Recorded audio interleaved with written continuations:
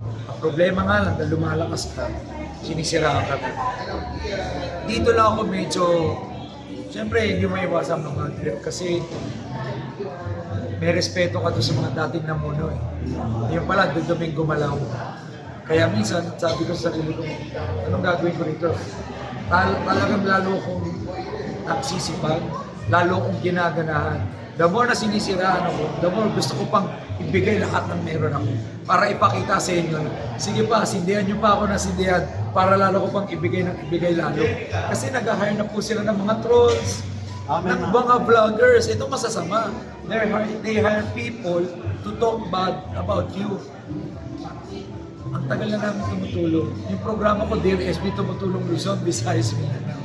Everyday wala akong ibang ginawa kundi sumagot ng hospital bills, magbayad ng mga ibang tuition fee, pangbayad ng gamot, SB Mobile Clinic, SB Mobile Butika, lahat to libre para sa mga kababayan natin. Mga libreng ayuda, masasarap na ayuda binibigay ko.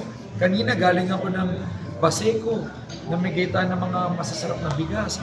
Dahil galing din ako ng Isla Puting Bato. Oo, special sinandoming rice. Pumunta ako ng Isla Puting Bato. Mahigit 2,000 pamilyang nasunugan. Binigyan ko ng mga masasarap na spam, ng mga vitamins. Siyempre, yung special sinandoming rice. Wala nang bibigay niyan sa Maynila. Nagbibigay pa tayo ng kabuhayan. Di ba? Hindi lang po ayuda ang bigay natin, kabuhayan.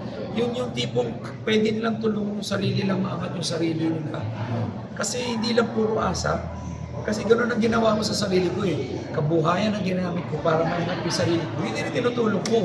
At kanina, galing akong Baseco, nakakatuwa. Meron akong natulungan ng isang food cart doon na kumikita na mahigit 4,000 to 5,000 a day. Sabi niya, sir, makasenso na po ako. Actually, nakabili na ako ng malaking freezer. At meron na akong sabi niya, meron na akong frozen goods business. Pinasok niya ako sa bahay niya, binuksan namin. Nakita ko yung mga binibenta niyang hotdog, longganisa. Kung gaano niyo siya katagal niya, mula nung tinulong, kailan yun? Mga 2 to 3 months pa lang eh. Talaga? Marunong sa business.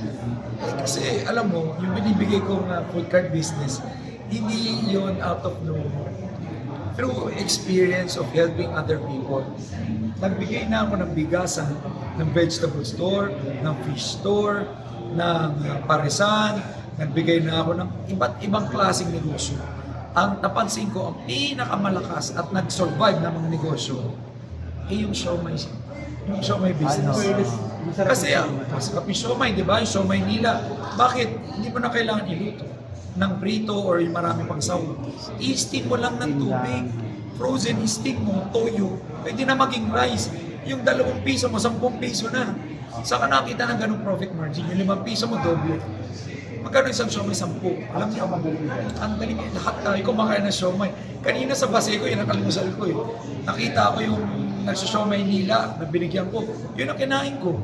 So, nakakatuwa na kumikita na siya ng 4,000 to 5,000 a day. At meron na siyang bagong negosyo. At balak na niya mag-isa pang siomai nila franchise. Silang dalawa daw na mag-asawa, magnenegosyo. Imagine mo yung nagawa nating tulong. Hindi siya panandalian or band-aid solution kung tawagin. Pangmatagalan yung mga tulong na ginagawa ko.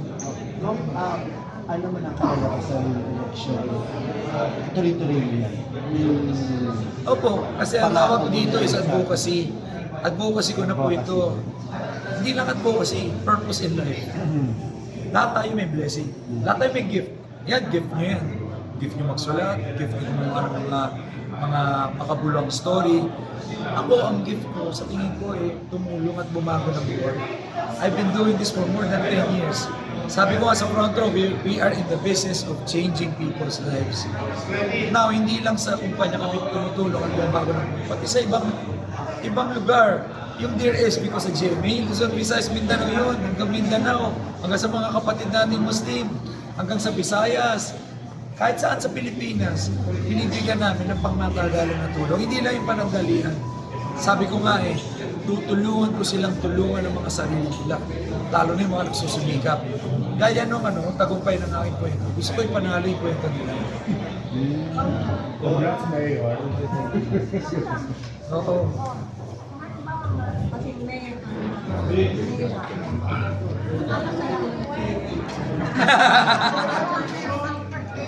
Oo, dapat kailangan may first lady tayo, di ba? Siyempre, kailangan, di ba? Kailangan may first lady tayo, meron tutulong sa atin sa ngayon naman kasi natutulungan na niya ako. So, next time, pag nakasama natin siya sa Maynila, So, May, June kasala na, ganun ba? bigyan natin.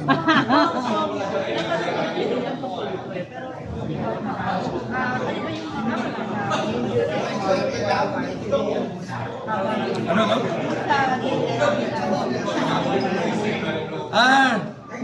Kaya ano yung mga possibilities? Kasi pag nag-campaign period na daw, bawal na yata Bawal sa TV. na, oo. So, sayang naman yung slot ko, yung Dear SB. So, baka pwedeng siya naman yung tumulong. Magpapaalam pa ako sa kanya. Magpapahig siya. Kung anong gusto niya.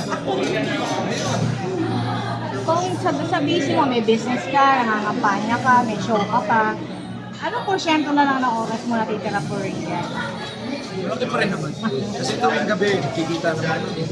Every night. You make it a point. Tuwing meron kaming bakanting oras, mamaya, bakante na kami. Kung isang okasyon na to, may ganap lang siya, mamaya makikita